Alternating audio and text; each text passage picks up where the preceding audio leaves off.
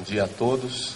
Primeiro eu queria cumprimentar o Dr. Jorge Souto-Maior, Dr. Estevão Malê, pelas brilhantes observações que fizeram aqui. Cumprimentar o Roberto Paraíba, agradecer o convite feito pela associação e dizer que eu fiquei numa situação, como o Cláudio ontem, Oliva, extremamente difícil. Né? Porque, primeiro de público, devo dizer que admiro imensamente os dois professores e neles me espelho nesse caminho que venho seguindo de tentar estudar e conhecer um pouco mais do direito do trabalho. E me lembrei de uma audiência que fiz uma vez, em que a secretária de audiência, em razão de uma revelia, apertou o F4 e apareceu lá um arquivo. E esse arquivo da revelia tinha o nome de Dançou. Né? Então, quando a reclamada não ia à audiência e havia os efeitos da revelia, ela aplicava aquele F4 e na tela aparecia Dançou. E ela falou, esse é o arquivo dos efeitos da revelia, é assim que eu salvo esse arquivo. E hoje eu me sinto nessa situação, um revel, né? Dancei. Mas eu acho que existem alguns pontos que podem ser citados com relação a essa reforma de processo civil. E eu acho que o raciocínio que deve ser feito, como bem falou o professor Jorge, o professor Estevão Malê, é com relação à efetividade do processo. Né? Até acho que a matéria hoje não deveria mais ser processo do trabalho, mas sim a efetividade do processo do trabalho. Né? Que é uma coisa que deve ser buscada, como também salientado por eles, de uma forma coletiva.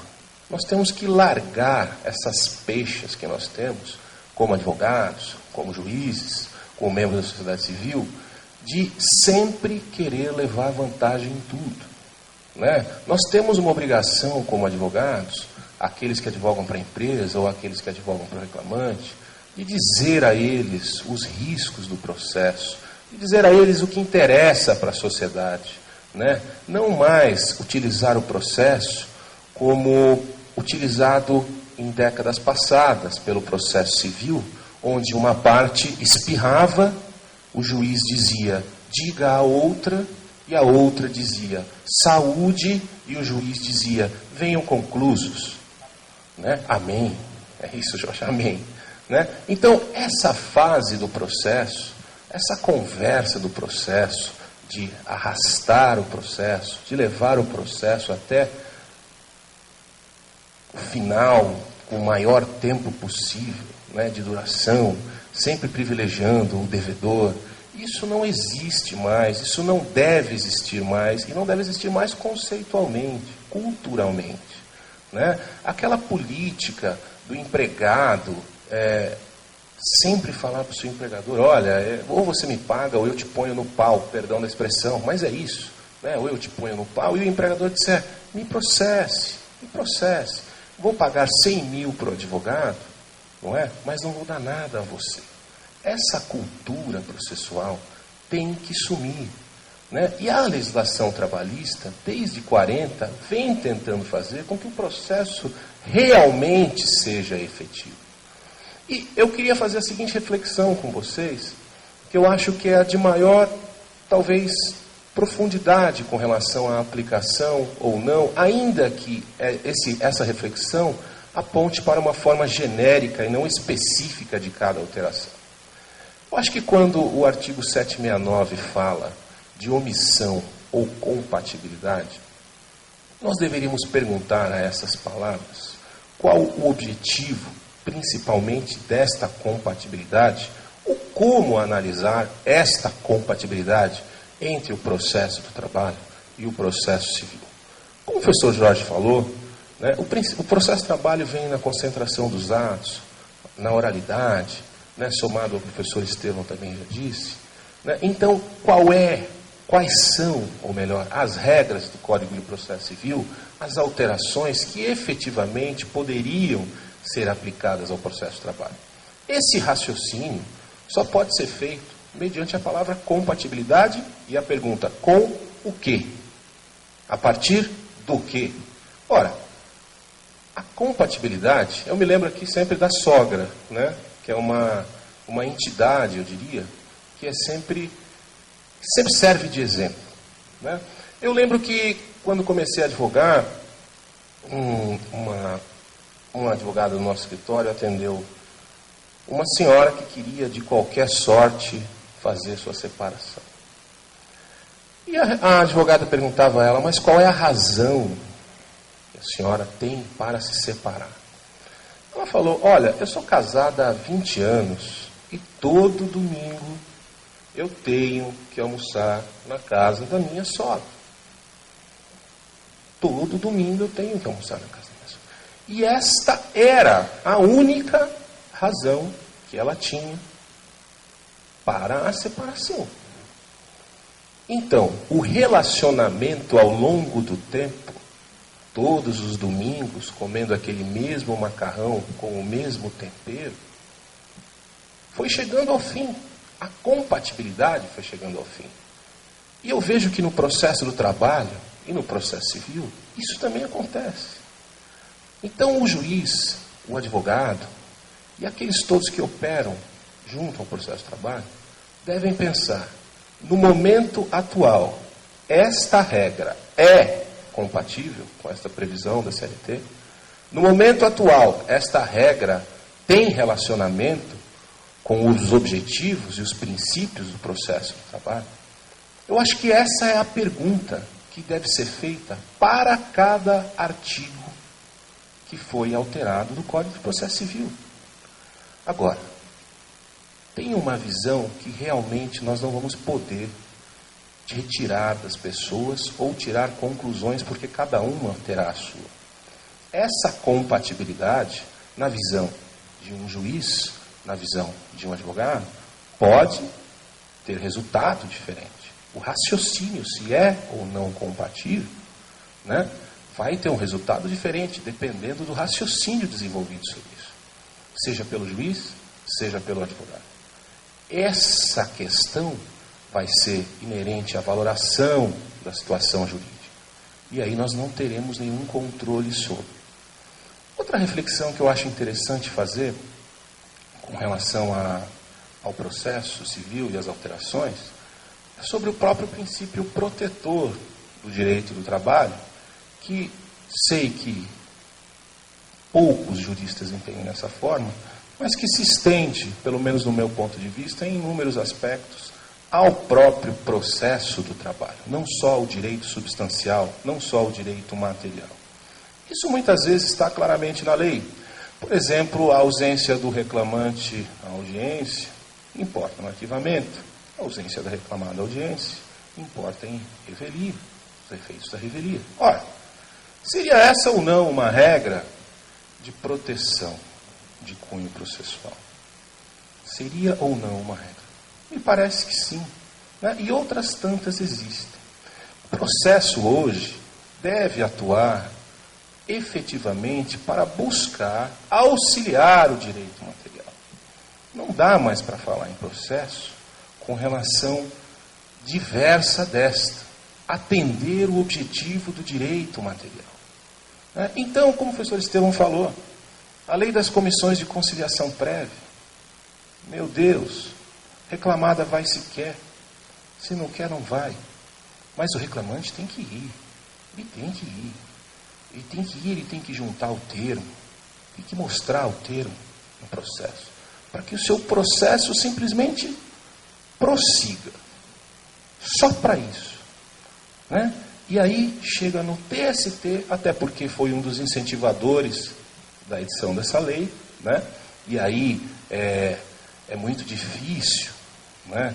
Quando ele já vem ao professor Jorge aqui, que um ministro, né, que incentivou a edição da lei, deu um passo atrás. Essa visão de coletividade cultural é que deve existir, principalmente com relação ao processo. Processo também não é pegadinha. Pegadinha é coisa para o Faustão. Pegadinha é coisa para o Sérgio Malandro. Não é coisa para o processo. Essa maldita OJ que o professor Malê falou, dos protocolos, isso eu diria que é uma vergonha nacional. É uma vergonha nacional. Então, enquanto alguns tentarem se livrar do processo, como ainda magistrados, em vez de buscar a efetividade dele.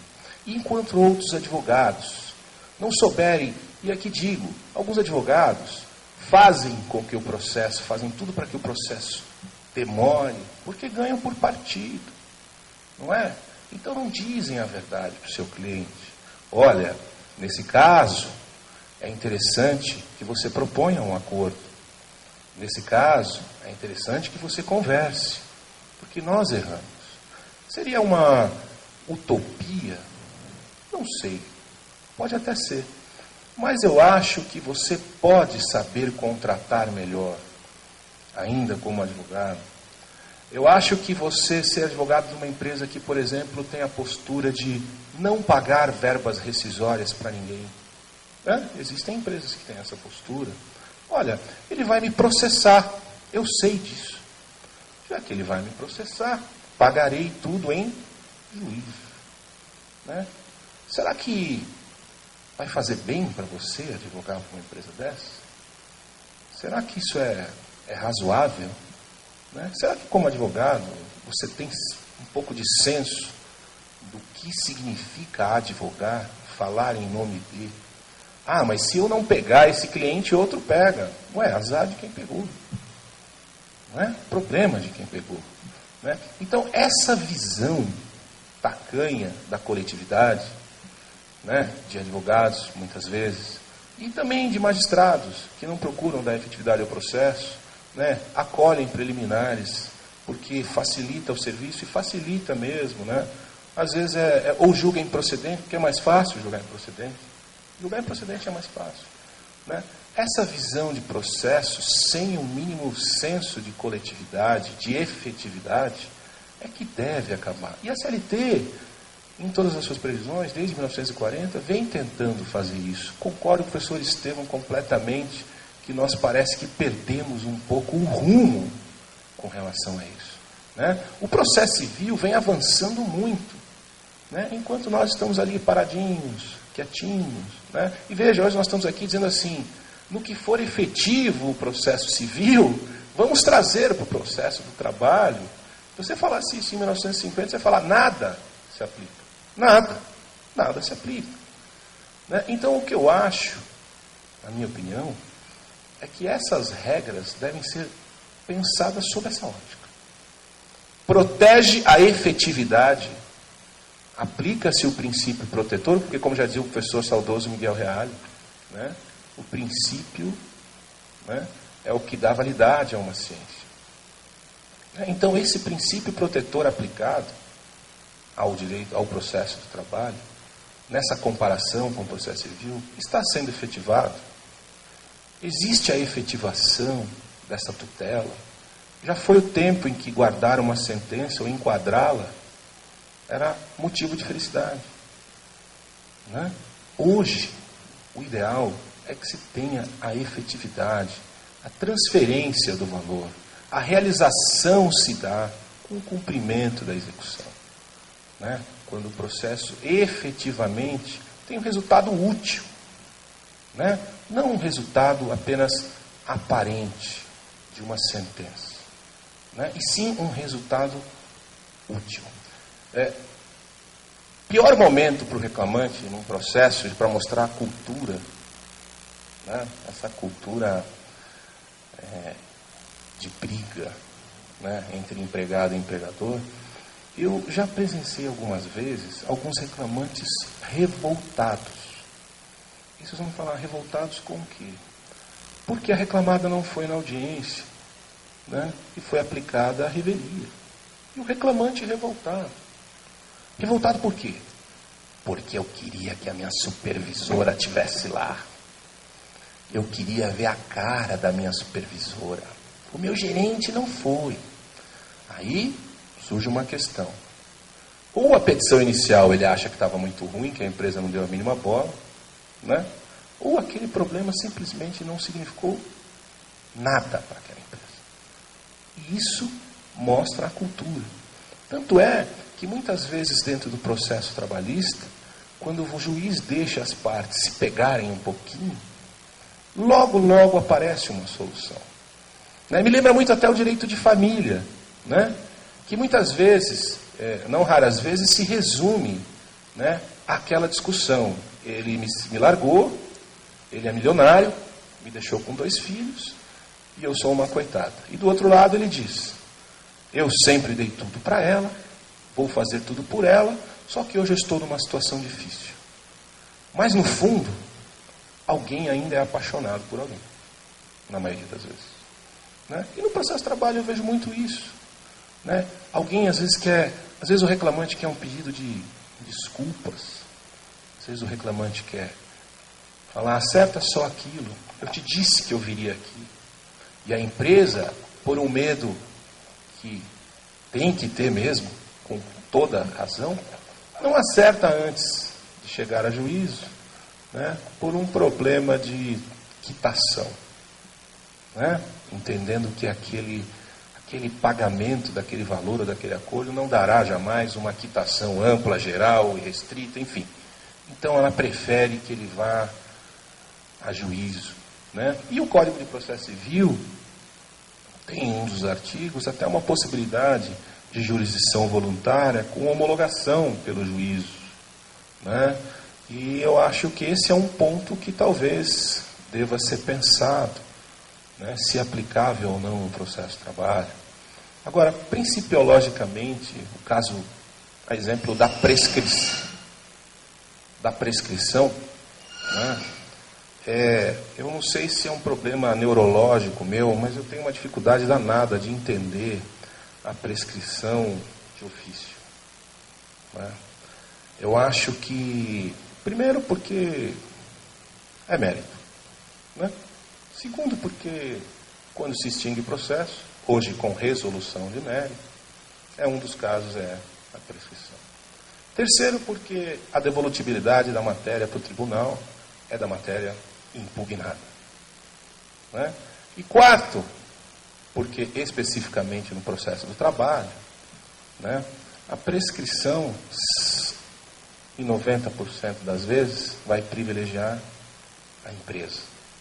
Né? E se é verdade que o princípio protetor se estende ao processo do trabalho, eu tenho aqui minhas dúvidas se isso seria possível ou não. Não obstante a regra da aplicação da prescrição seja uma regra de cunho processual com relação ao direito material.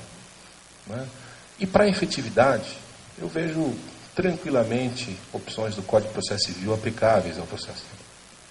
Como a própria multa dos 10%, citada pelo professor Estevão, não vejo nenhuma impossibilidade, nenhuma contrariedade, e acho que é extremamente, até diria, compatível com o processo de trabalho.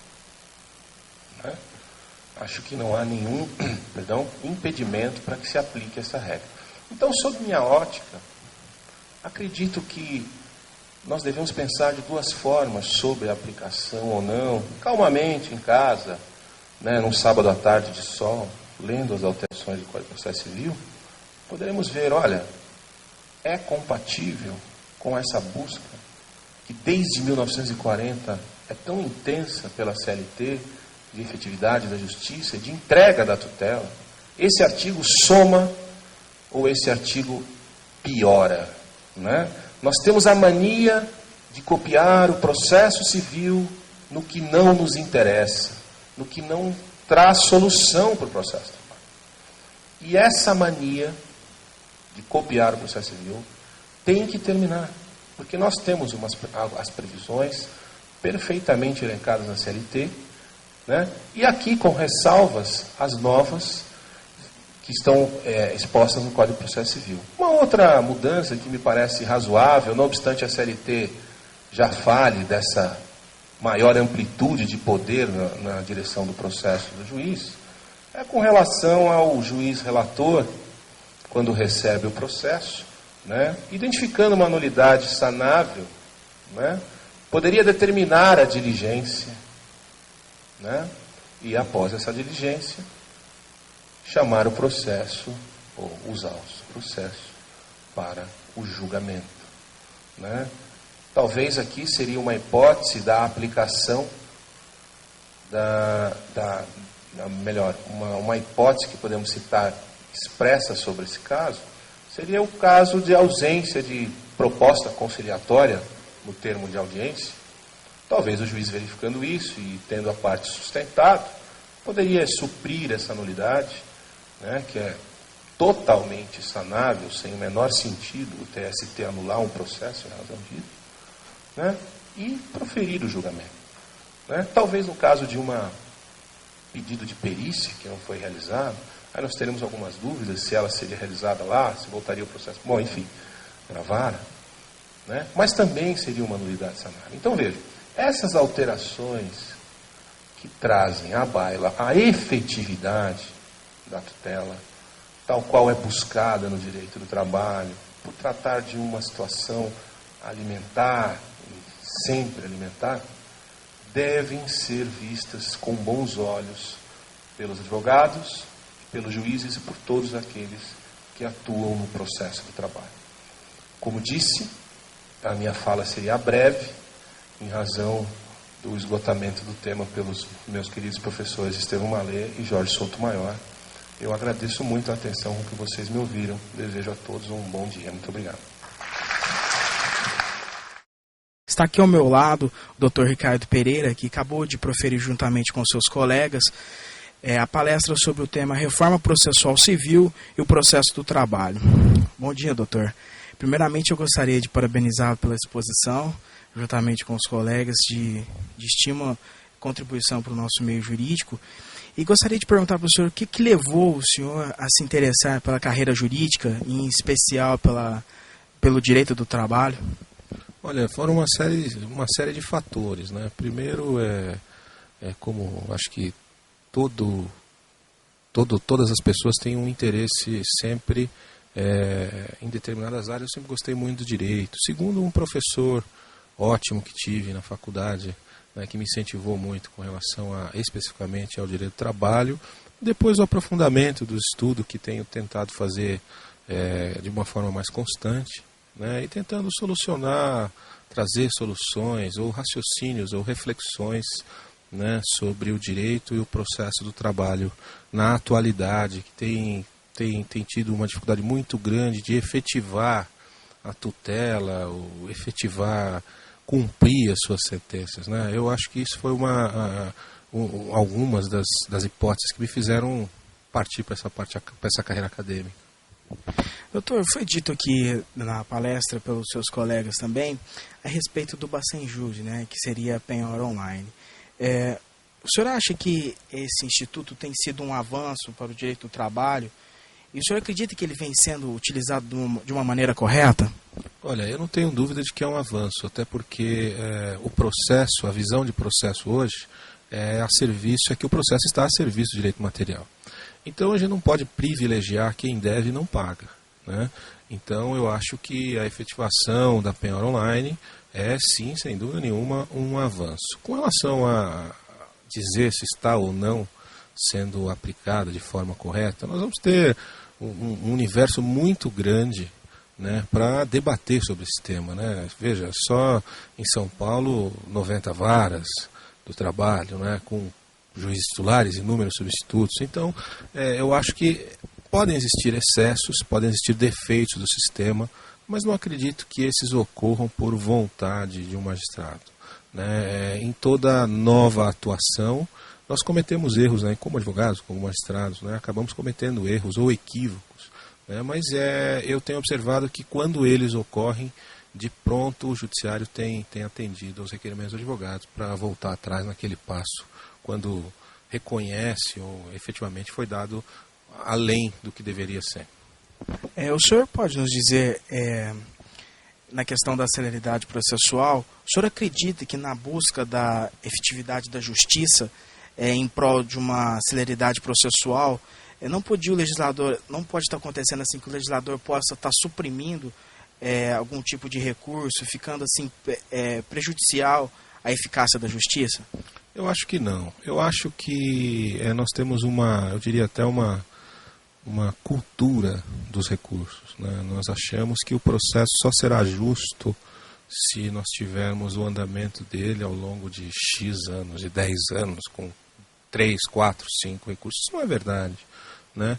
Hoje em dia, em razão do que eu já disse, que a efetividade se dá, o processo existe para atender o direito material, eu acredito que não. O que não pode haver é um eventual cerceamento de defesa, uma impossibilidade da realização de provas num processo, seja para reclamante, seja para reclamado. Isso realmente é inadmissível, até porque dentro do Estado democrático de direito, como quero crer que seja o nosso, por força até constitucional, né, esses direitos devem ser respeitados. Mas isso não significa que o processo deva se arrastar ao longo de eternos anos. Doutor Ricardo, para finalizar aqui nosso bate-bola, mais uma vez eu gostaria de agradecer a atenção que o senhor tem dispendiado aqui para a nossa TV Trinolex, os usuários do portal. E o que o senhor poderia estar deixando de incentivo para as pessoas que estão aqui assistindo o Congresso e também os nossos usuários que acompanham a sua carreira, de incentivo em relação a esse mundo do direito do trabalho, doutor? Olha, o que eu acho é que o mundo do direito do trabalho é um mundo muito bonito, é um estudo de um sistema, inclusive social, né, de entrega de tutela, e que as pessoas devem, dentro de seus limites, procurar se informar, né, o máximo, seguir essa carreira de estudo.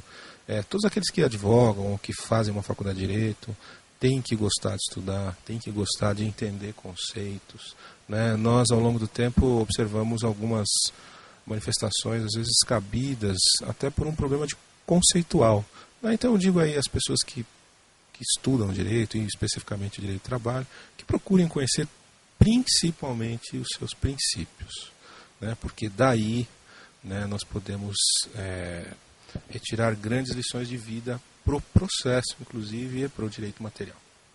Doutor, mais uma vez, obrigado pela atenção.